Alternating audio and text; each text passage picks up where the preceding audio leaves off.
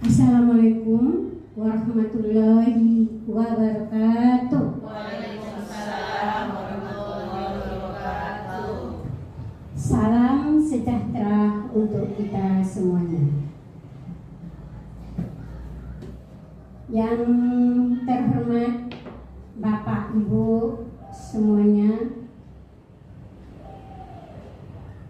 pendidik dan tenaga kependidikan, yang terhormat Ibu Putri, calon guru penggerak dari SD 005 Tanjung Pinang Timur.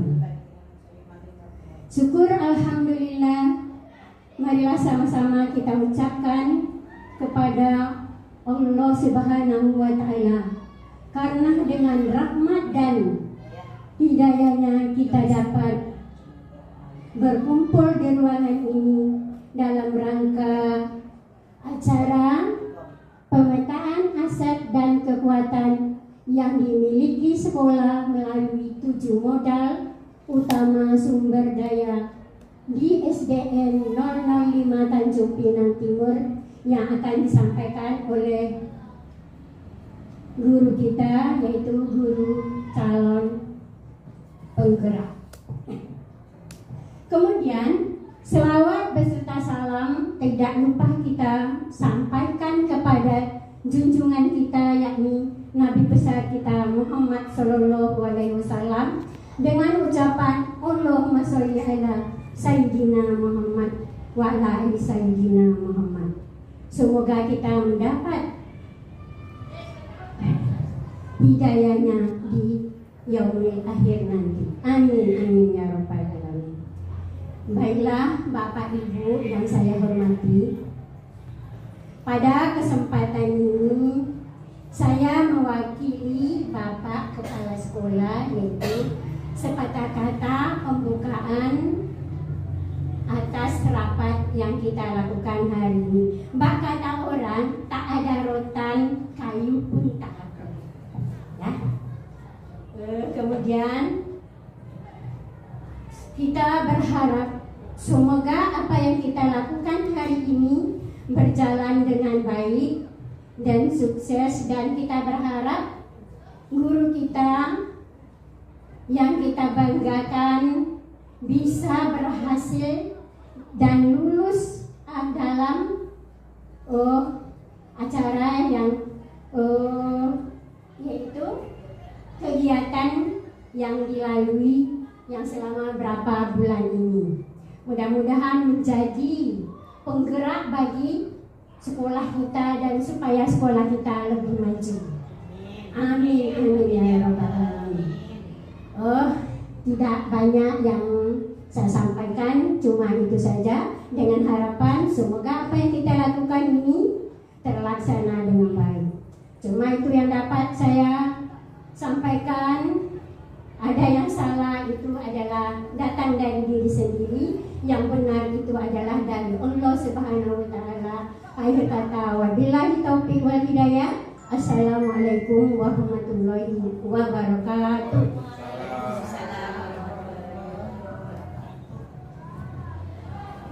Baik Ibu, terima kasih Bu sudah membuka kegiatan kita pada hari ini. Baiklah, kita mulai. Assalamualaikum warahmatullahi wabarakatuh. Waalaikumsalam warahmatullahi wabarakatuh. Selamat pagi dan salam sejahtera bagi kita semua. Yang terhormat pada Ibu Wakil Kepala Sekolah, Ibu Ros, dan yang terhormat Bapak dan Ibu Guru, serta tenaga kependidikan yang telah bersedia untuk mengikuti kegiatan ini.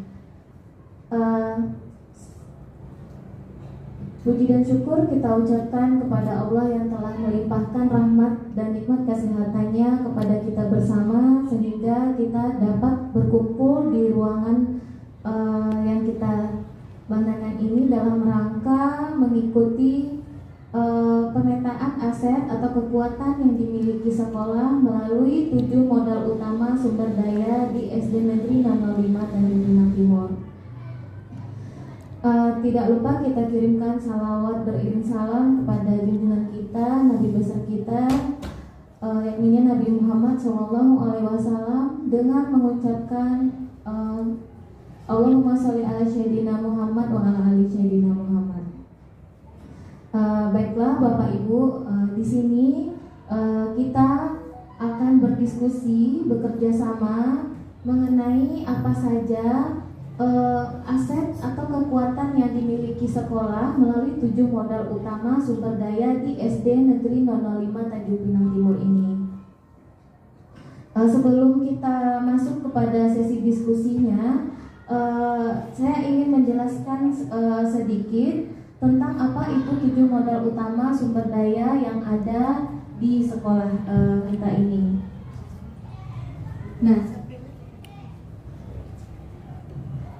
Nah, tujuan pertemuan kita pada hari ini yaitu kita sama-sama berkolaborasi dengan seluruh warga sekolah untuk mengidentifikasikan sumber daya sebagai aset atau kekuatan yang dimiliki sekolah melalui 7 modal sumber daya agar semua warga sekolah dapat bersama-sama mengetahui dan memanfaatkannya untuk peningkatan kualitas pendidikan yang ada di sekolah kita.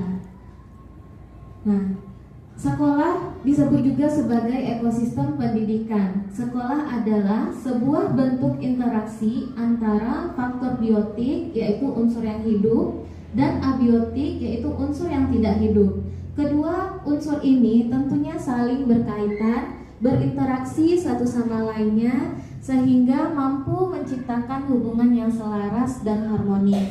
Nah, unsur biotik yang ada di sekolah kita itu seperti murid, kepala sekolah, guru, staf, pengawas sekolah, orang tua, masyarakat, dinas terkait, serta pemerintahan daerah. Sedangkan unsur abiotiknya itu adalah seperti keuangan, sarana dan prasarana, lingkungan alam. Nah, jika sumber daya yang ada di sekolah kita itu kita kelola dengan baik, dengan tepat, maka tentunya akan meningkatkan kualitas pendidikan kita yang ada di sekolah ini.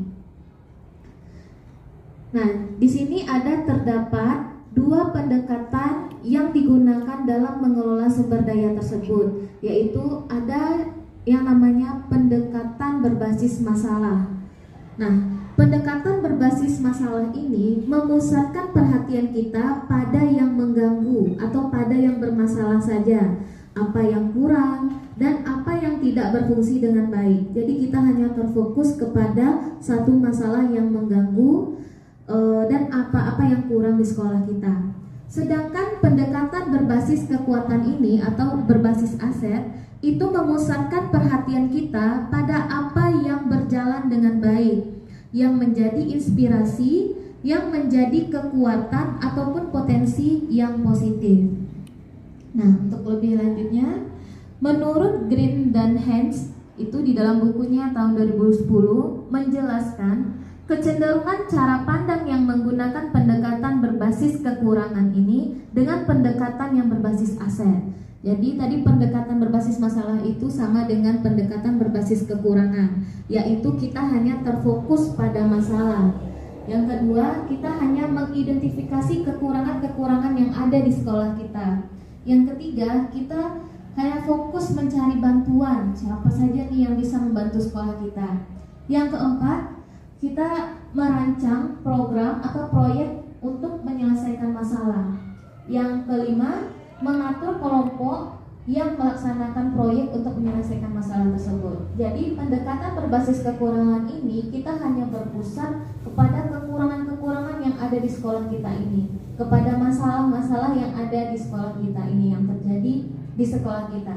Sedangkan pendekatan yang berbasis kekuatan atau berbasis aset ini, kita lebih terfokus kepada aset dan kekuatan apa yang dimiliki oleh sekolah kita.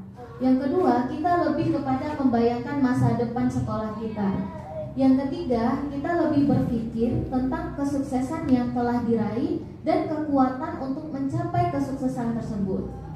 Yang keempat, kita lebih merancang sebuah rencana berdasarkan visi sekolah kita dan kekuatan-kekuatan yang ada di dalam sekolah kita. Yang kelima, kita melaksanakan rencana aksi yang sudah diprogramkan oleh sekolah kita sesuai dengan visi yang ada di sekolah kita. Nah, jadi ada dua pendekatan dalam mengelola sumber daya yang ada di sekolah kita ini. Menurut Bapak Ibu semuanya, dari dua pendekatan ini, manakah yang lebih baik kita lakukan di sekolah kita? Pendekatan berbasis kekurangankah atau berbasis masalah, atau pendekatan berbasis kekuatan? Menurut Bapak Ibu, manakah yang lebih baik kita jalankan di sekolah kita ini?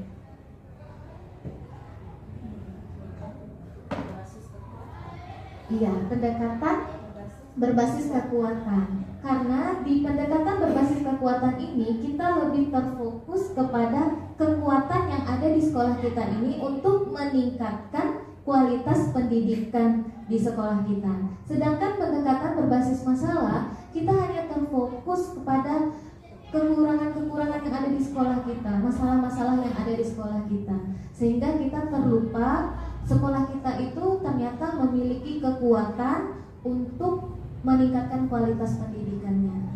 Nah, jadi lebih baik kita menggunakan pendekatan berbasis kekuatan atau aset ini untuk mengelola sumber daya yang ada di lingkungan sekolah kita. Nah,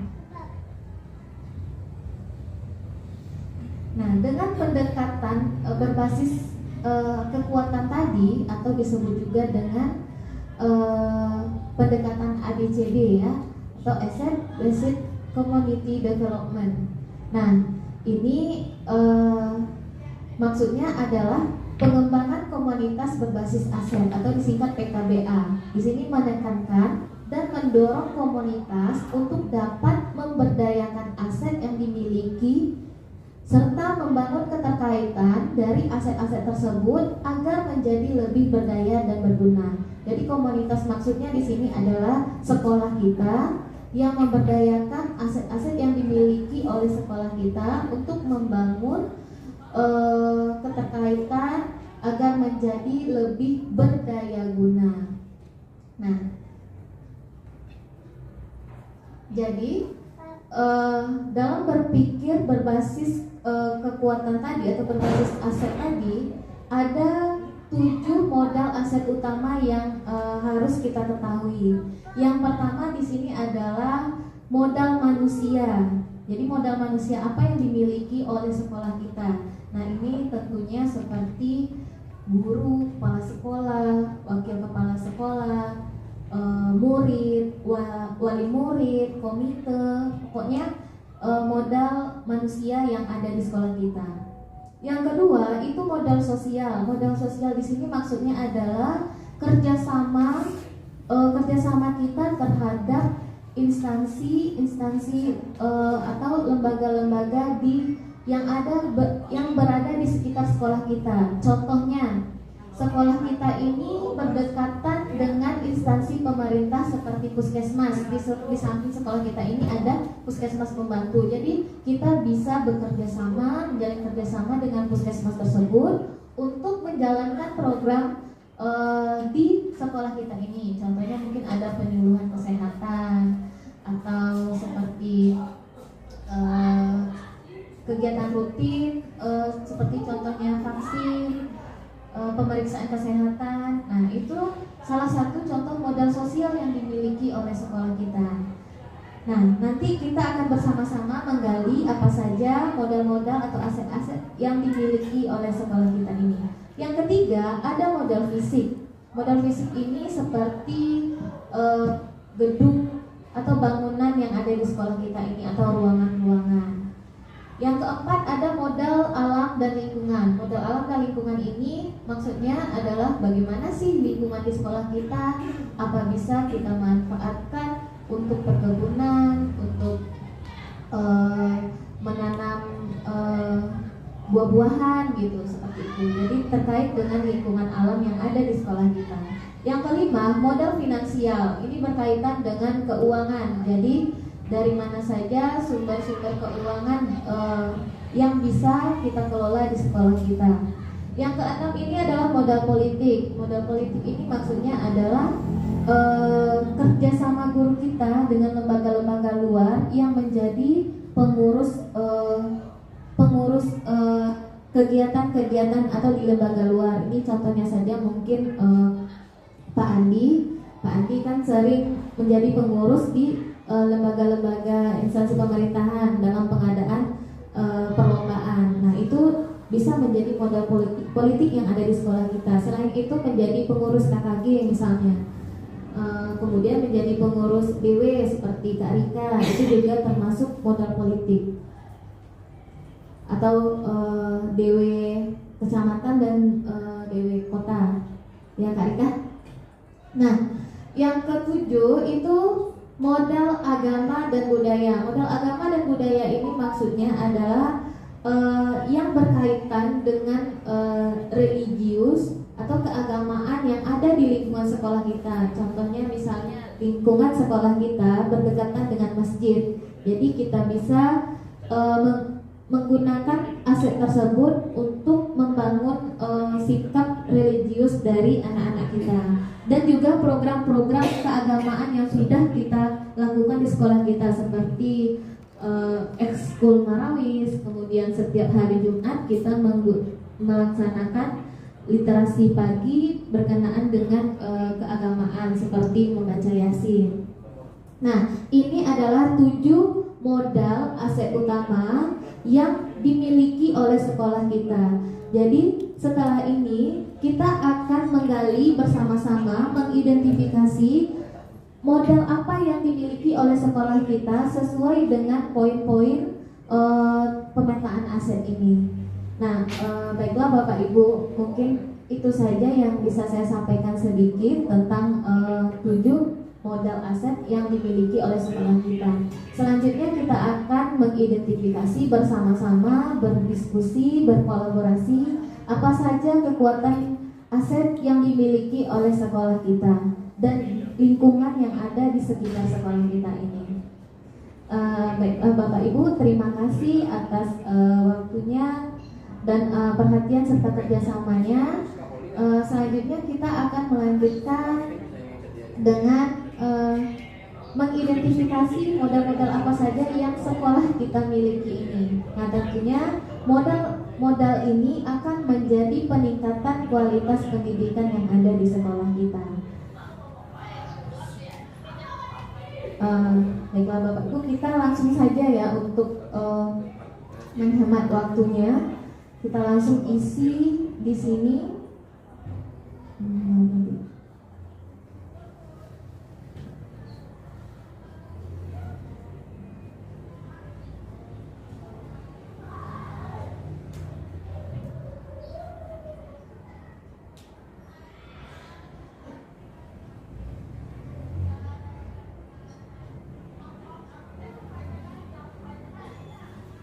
Nah, di sini kita membuat hasil pemetaan dari 7 modal sumber daya di SD Negeri 005 Tanjung Pinang Timur ini. Nah, yang pertama di sini modal manusia. Kira-kira menurut Bapak Ibu di sekolah kita modal manusia siapa saja yang kita miliki untuk peningkatan kualitas pendidikan yang ada di sekolah kita?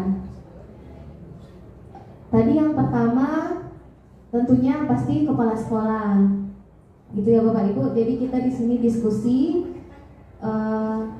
mengidentifikasi 7 modal kekuatan aset yang ada di sekolah kita. Apa nih yang pertama? Modal manusia yang dimiliki oleh sekolah kita. Tadi kan ada kepala sekolah.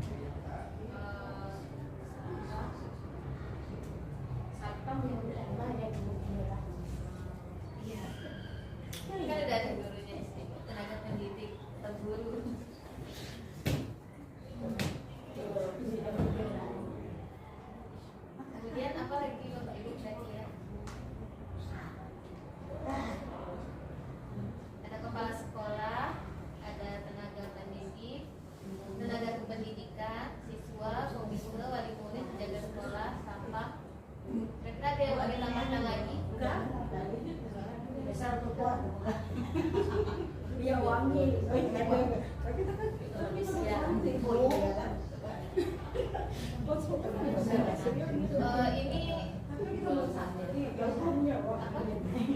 pembukaan masyarakat apa namanya? Tokoh masyarakat.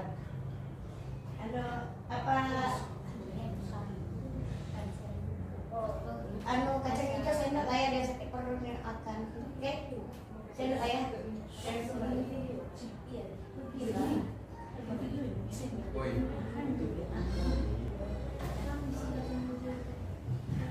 Jadi Bapak Ibu, untuk modal manusia yang dimiliki oleh sekolah kita ini, yang pertama itu ada kepala sekolah, tenaga pendidik atau guru, tenaga kependidikan seperti TU, operator, kemudian siswanya, komite, wali murid, penjaga sekolah, satpam, kemudian ada tokoh-tokoh masyarakat yang di lingkungan sekitar sekolah kita.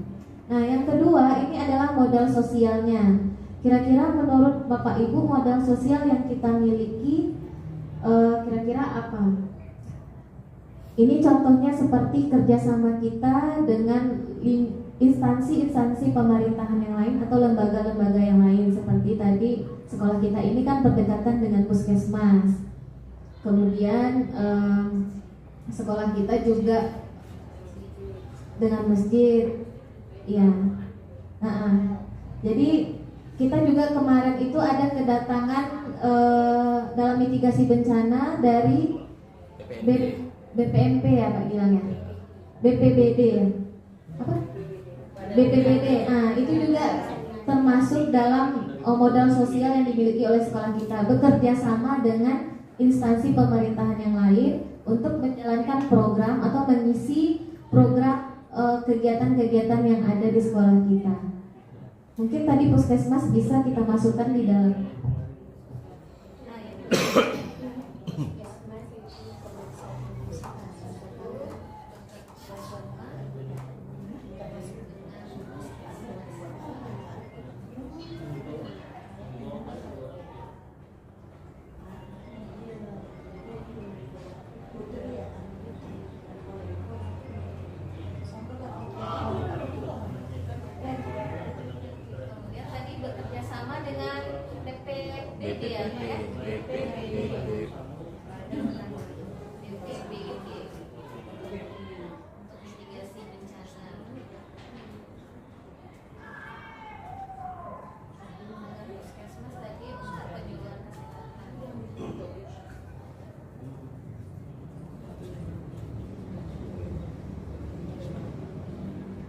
Kemudian kita juga ada kegiatan rutin setiap bulannya untuk mengunjungi pustaka kan Kak Iza? Ya, itu dengan perpustakaan daerah. Iya, Perpustakaan daerah, perpustakaan dan kearsipan. Dengan perpustakaan dan kearsipan daerah. Kira kita pernah menjalin kerjasama dengan apa?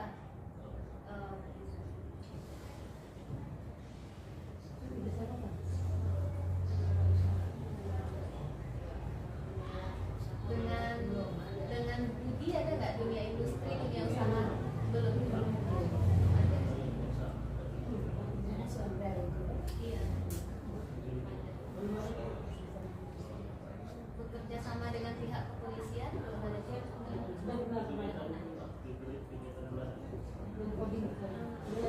Dengan koran. Babinsa. Dengan Babinsa. Kamtibnas. Kamtibnas apa? Polisi ya? Kamtibnas. Apa Pak? Kamtibnas. Kalau polisi Kamtibnas, kalau TNI Babinsa. Aduh. Kamtibnas.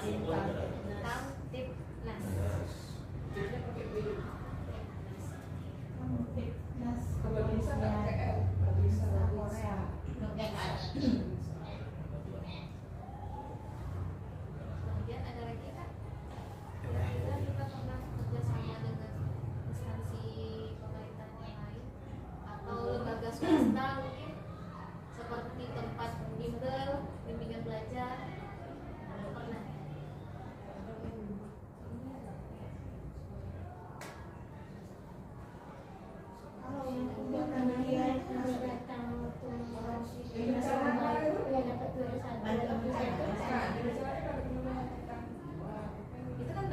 BPBD tadi. Yang dia bawa. Oh iya. Kita domba, ada juara.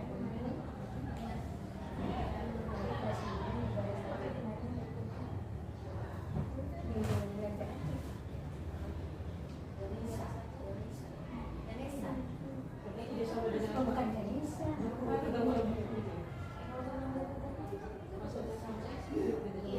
Berdasarkan ada modal sosial.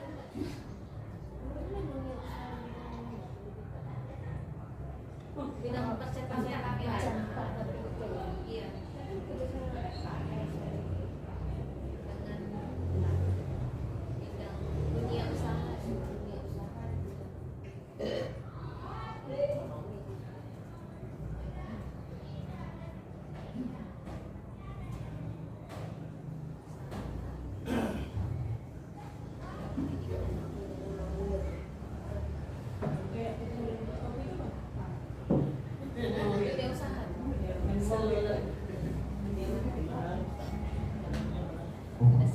Cukup.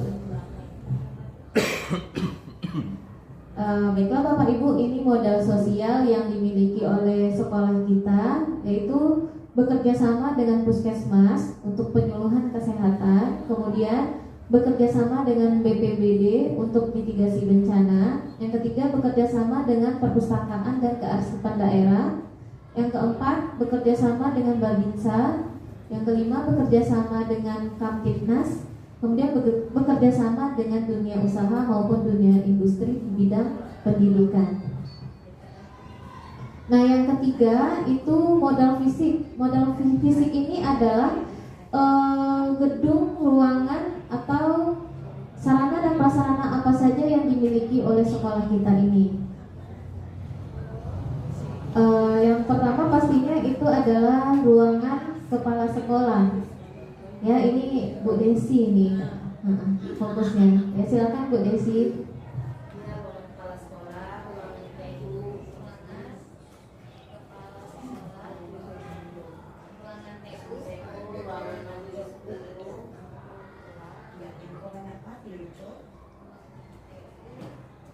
majelis guru, ruangan AMDK, ruang kelas, ruang UKS, ruang perpustakaan, musola, Thailand juga masuk ya.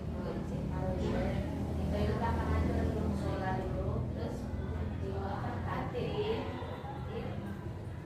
ruangan agama Buddha.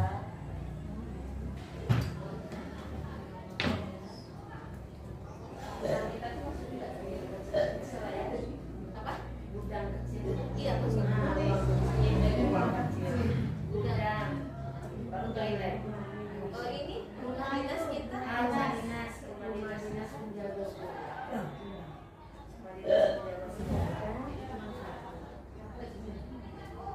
Sama toilet. Toilet.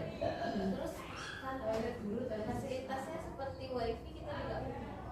Lapangan masuk tuh. Hah? Lapangan Lapangan. ya, lapangan. Itu masuk modal fisik ya? Iya, masuk modal fisik. Jaringan internet. Lapangan, taman.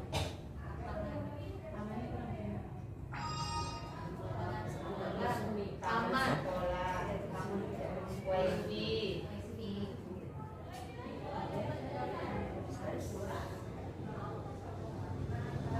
Listrik juga. Listrik terus masuk. Listrik. Listrik. Kemudian buku ya,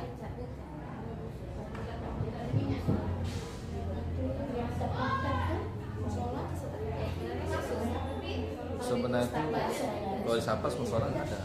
sastra saja. Sastra. Sarana dan prasarana. Mana yang bedanya?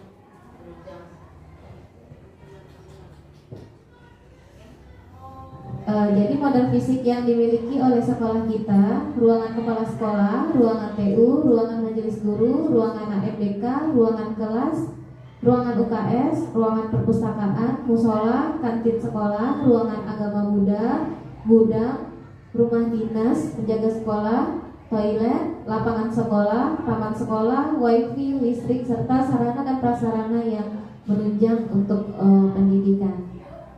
Yang keempat yaitu modal lingkungan alam. Modal lingkungan alam kira-kira apa yang kita miliki? Ini mungkin Pak Angga yang lebih pahamnya ini.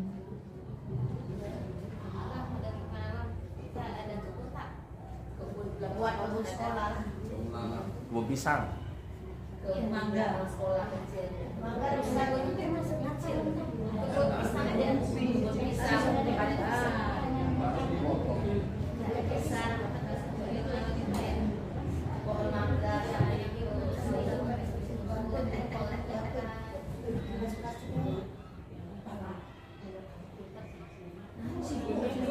Apa kebun mini?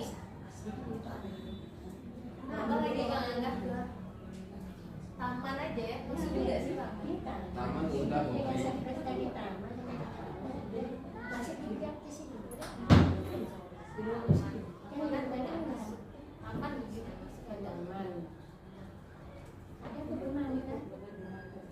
Kebun ini nanti cuma 2 ya Pak ya. Kita masuk ke tempat saya kita.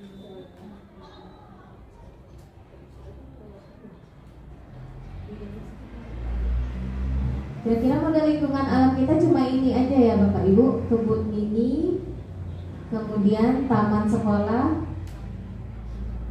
Rasanya tidak ada lagi ya. Ada suku. Ada.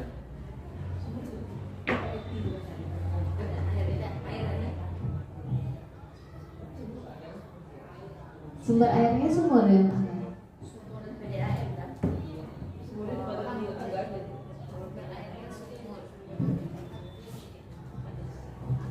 Nah, jadi modal lingkungan alam yang dimiliki oleh sekolah kita ini adalah kebun mini, taman sekolah, kemudian sumber air sumur.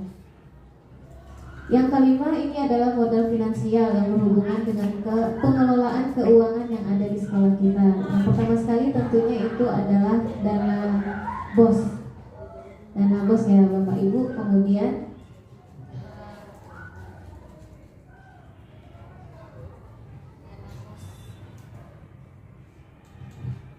Kemudian ada dari dinas, Bu Desi apa namanya Bu Desi? Dan dari dinas itu dana rutin. Pendana, dia dibahankan Barang ya, bukan? Bahan urusinan sama teknologi. Oh. kalau ada uang ya kan sekarang Berarti kita nggak masuk dalam finansial ya. Kemudian mungkin ada yang dari koperasi sekolah. Kita nggak jalankan lagi ya Bu Desi. Kak Liza mungkin ada dari dana kantin ya. Apa namanya dana? dari sekolah, dari kantin, tapi pribadi tuh. Berarti kita cuma bos aja salah satu. Jadi maksudnya modal finansial di sini sumber keuangan yang bisa ya untuk menunjang sekolah. Berarti dana bos aja. Iya. Oke. Lucu ya Bapak Ibu, berarti cuma dana bos aja. Yang keenam itu ada modal politiknya. Modal politiknya di sini maksudnya adalah seperti guru-guru kita yang ikut menjadi pengurus, seperti misalnya ketua atau jadi panitia kegiatan di luar sekolah kita. Contohnya mungkin Pak Andi. Pak Andi pernah mengikuti apa saja? Kerjasama dengan apa saja Pak Andi? Dinas Pendidikan Provinsi, Menjadi apa Pak? sekretaris di Pasi Atletik, Menjadi sekretaris sekretaris Pasi Pasi Provinsi. di provinsi. Betul tulisannya tuh Pak? Ya, Pasi Provinsi.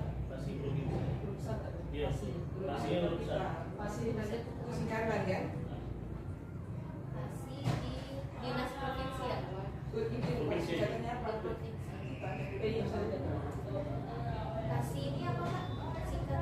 Dewan Atletik seluruh Indonesia.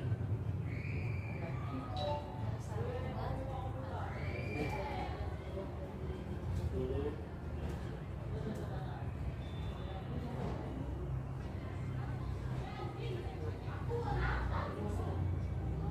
Kemudian apa lagi Pak di Gornas Pak? Gornas buat sekarang wakil sekretaris.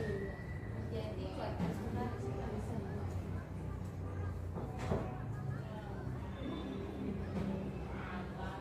Sekretaris di Gornas ya Pak? Iya. Gornas Kota Bandung.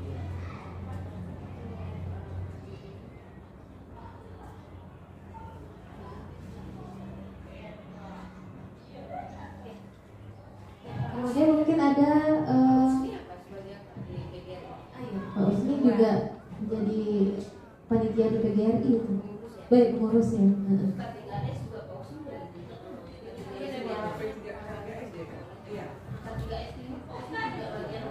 Iya, jadi apa nih? Ada di bagian spanduk kemarin. Pak Gilang? Hah? Pak Usni sebagai apa? Pengurus PGRI, pengurus K3S Timur.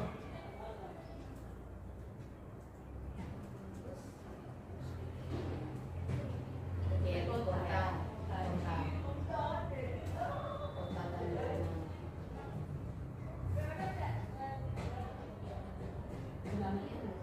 pengurus K3S dan Jalan Timur. Rumahnya jalan ada yang di luar ini yang harapkan Pak Yega. Enggak. Dari sana anak-anak. Apanya? Iya, kasih lagi gitu kan. Jangan aja dari tadi kerja dulu. Pengurus DW juga ya Kak ya tadi?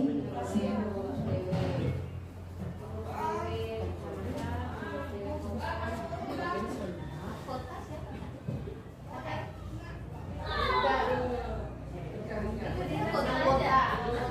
Anggota DW. Anggota DW Kota ya? Enggak. Ini kan anggota DW Putri kan? Ini anggota sih enggak pengurus. KRK sekretaris. Hah? Sekretaris Dewi Kalimantan Timur. Pengurus DW. Sekretaris dia. Sekretaris aja ya? Hah? Belum. Ini aja ya Kak ya yang kita miliki.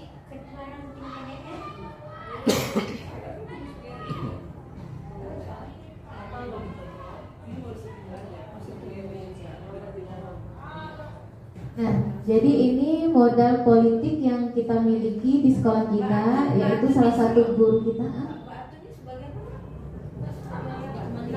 DW kemenangan. Pengurus DW Kemenang. Iya, kemenang.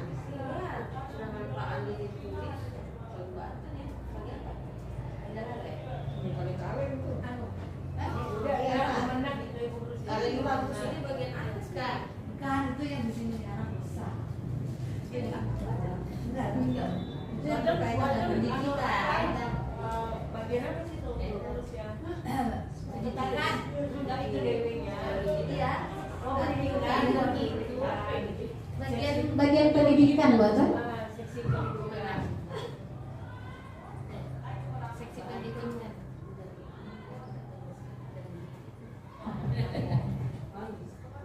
Jadi Bapak Ibu cuman ada 6 ya modal politiknya. Yang pertama, salah satu guru kita menjadi sekretaris Persatuan Atletik di seluruh Indonesia di provinsi. Yang kedua, menjadi wakil sekretaris di Igornas Kota Tanjung Pinang. Yang ketiga, kepala sekolah kita yaitu menjadi pengurus PGRI Kota Tanjung Pinang dan K3S Kecamatan Tanjung Pinang Timur. Kemudian Bu Rika dan Bu Atun menjadi pengurus Kecamatan DW Kecamatan Tanjung Pinang Timur, dan Bu Atun menjadi pengurus DW Kemenang bagian seksi pendidikan. Nah, yang terakhir ini ada modal agama dan budaya apa saja yang dimiliki oleh sekolah kita.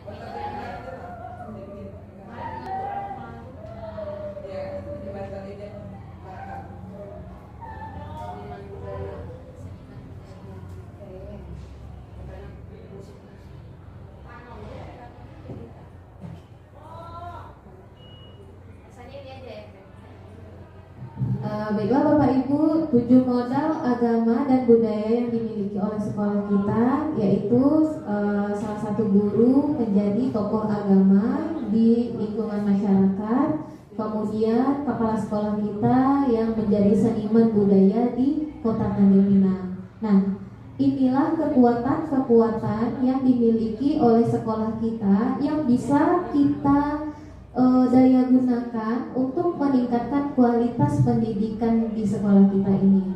Nah, jadi inilah tujuan dari pendekatan berbasis aset tadi atau kekuatan tadi. Jadi kita tidak hanya berfokus kepada kekurangan-kekurangan yang ada di sekolah kita, tetapi kita berfokus kepada kekuatan apa yang dimiliki oleh sekolah kita ini yang bisa kita jadikan untuk meningkatkan kualitas pendidikan kita ke depannya.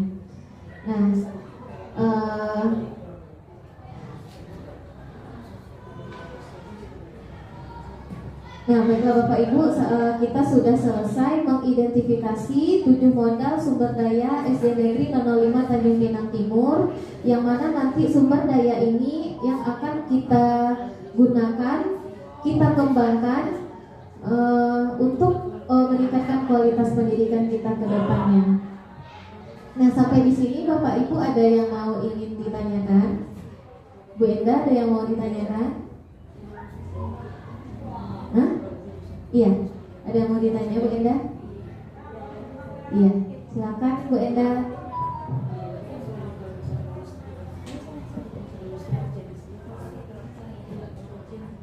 Baiklah, terima kasih atas kesempatannya kepada Ibu Tri.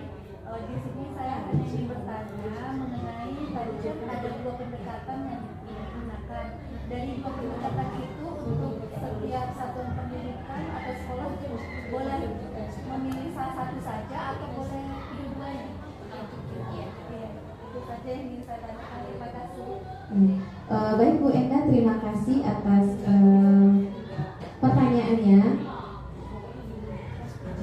Nah, dari pertanyaan Bu Enda tadi menanyakan dari 2 pendekatan dalam mengelola sumber daya ini, apakah satuan pendidikan melaksanakan kedua-duanya atau memilih salah satu saja. Nah, jadi di sini Bu Enda ada 2 pendekatan yang digunakan dalam mengelola sumber daya.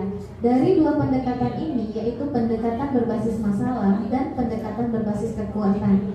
Nah, jadi di antara 2 pendekatan ini kita bisa memilih salah satu pendekatan mana yang bisa kita gunakan atau untuk mengelola sumber daya yang ada di sekolah kita. Nah, kita dapat lihat pendekatan berbasis masalah itu memusatkan perhatian kita hanya pada suatu masalah. Jadi kita hanya menggali kekurangan-kekurangan yang ada di sekolah kita ini. Sedangkan pendekatan yang berbasis kekuatan atau berbasis aset ini, kita memusatkan perhatian kepada apa yang menjadi kekuatan yang ada di sekolah kita ini yang bisa meningkatkan kualitas pendidikan. Nah, di antara 2 pendekatan itulah yang menjadi perbedaannya. Nah, di sini kita memilih manakah yang lebih baik kira-kira yang kita lakukan di satuan pendidikan kita. Pendekatan yang berbasis masalah atau pendekatan yang berbasis kekuatan. Nah, tadi bedanya yaitu pendekatan berbasis masalah ini kita hanya mencari kekurangan-kekurangan yang ada di sekolah kita ini tanpa kita tahu sebenarnya sekolah kita ini punya kekuatan untuk meningkatkan kualitas pendidikannya.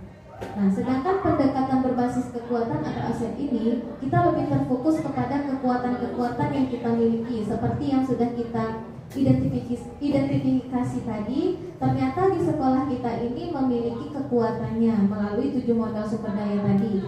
Ada modal manusianya, ada modal sosialnya, ada modal fisik, ada modal lingkungan alam, ada modal finansial, dan ada modal politik, serta ada modal agama dan budayanya. Nah, inilah kekuatan yang dimiliki oleh sekolah kita yang bisa kita gunakan untuk meningkatkan kualitas pendidikan kita nanti ke depannya.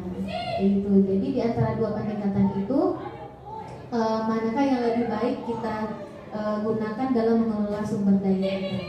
Apakah kita hanya terfokus pada kekurangan yang kita miliki di sekolah kita, atau kita lebih menggali kekuatan atau potensi yang dimiliki oleh sekolah kita ini untuk meningkatkan kualitas pendidikan kita?